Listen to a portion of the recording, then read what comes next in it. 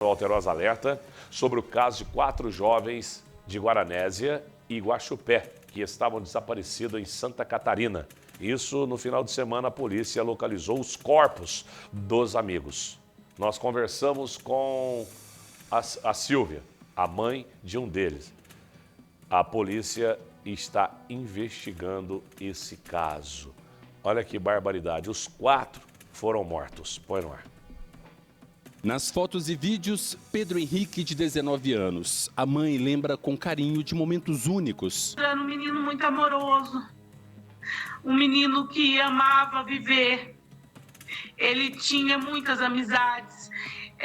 Aqui em Guaranésia, você pode contar nos dedos, coisa de 1, 2 pessoas que não tinha amizade com ele, que não falava mal dele, assim, sabe? O resto só falava bem. O Pedro era um menino, sabe, sonhador.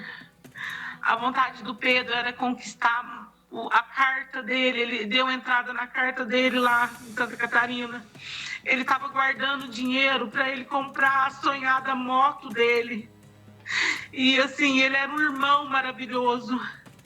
Ele brigava com as irmãs dele porque ele não queria mal das irmãs dele.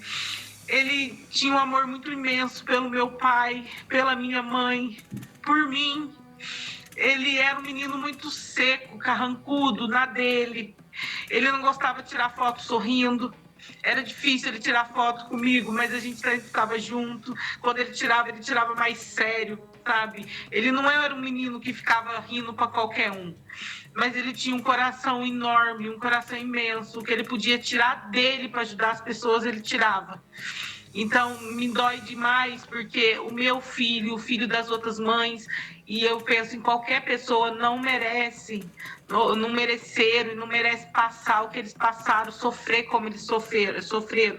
Porque, pelo que a legista falou, antes de morrer, eles sofreram demais, judiaram demais deles. Agora, nas mãos, a foto impressa que ela vai colocar em cima do caixão do filho. Consegui imprimir uma foto para pôr no caixão, porque ali onde eu vou enterrar ele vai ser o cantinho dele. E eu quero que Deus conforte a alma dele, porque ele não vai voltar. Eu sei que não vai. Só que dói. Dói muito, muito mesmo. E essa foto aqui eu vou colocar no caixão dele.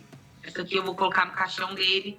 E vai ficar lá, porque vai vir lacrado, caixão lacrado, porque não tem condições de o caixão ficar aberto. Pedro é um dos 4 jovens que foram assassinados. Ele saiu de Guaranésia no final de outubro com outro amigo. Segundo a família, Pedro trabalhava como garçom em um restaurante. O objetivo era dar um futuro melhor para a mãe e os irmãos. Ele era muito sonhador, né? Queria sempre crescer na vida, ter as coisinhas dele. E ele surgiu uma oportunidade para ele ir lá para Santa Catarina. Ele pegou e foi.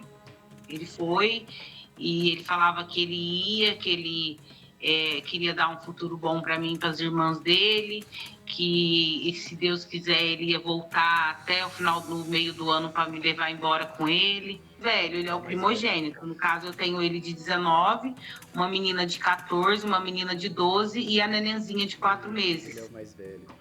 Então eu não fui para Santa Catarina por conta da neném, porque ela ainda se alimenta em mim, não tem como eu descer para lá. Mas se não fosse a minha neném, ele estava trabalhando no restaurante, ele estava muito feliz, ele estava comprando os móveis da casa deles lá, do apartamento onde eles estavam morando. Primeiro eles mudaram, o dia que eles foram para lá, eles alugaram uma kitnet. Aí tava morando ele e o Bruno. Aí depois eles alugaram esse apartamento, no entanto o contrato de aluguel estava no nome do Pedro. Eles alugaram esse apartamento que era maior para os 2 meninos, o de Guaranésia e o de Guaxupé, descer para Santa Catarina. As mensagens mostram a última conversa que Silvia teve com o filho. Foi no Natal, uma chamada de vídeo de 4 minutos. Essa seria a última vez que ela iria ver o Pedro. Conversei com o Pedro no Natal, em chamada de vídeo. Ele estava muito feliz. Nossa, a alegria dele não cabia no peito. E ele falando que ele tinha ganhado champanhe, peru no serviço dele. Ele participou da confraternização onde ele trabalha, com os meninos. Ele estava muito feliz. E ele falou para mim que ia passar o ano novo na praia, lá em Camboriú.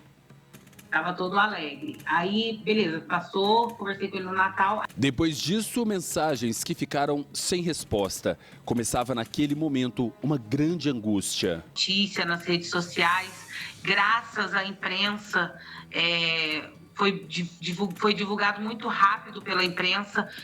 Foi graças à imprensa que a gente conseguiu repercutir o caso e ficou mais fácil, porque era angustiante, a gente ligava lá em Santa Catarina, e eles falavam que não tinha informação, que estava em recesso, que eles só iam começar as buscas na segunda-feira, dia 5, e aquilo lá foi deixando a gente mais desesperados, porque quanto mais demorou, mais angústia juntando, e a gente não tinha notícia, nada, e nas redes sociais soltando mídia que eles já tinham morrido, que eles já estava na favela, que milícia, e aquela bagunça, então a cabeça da gente estava um turbilhão. Quase uma semana depois veio a notícia que ela não queria receber. Os corpos dos 4 jovens foram encontrados. Muito chateada, porque no meu coração o Pedro ainda estava vivo, ainda tinha esperança de encontrar o meu filho vivo. E na hora, eu já vinha desabando, dando aquelas crises. Quando eles falaram assim que foi cair na ficha, eu entrei mais em desespero ainda, porque a gente que é mãe, a gente não quer pensar o pior. A gente sempre pensa ali, tá vivo.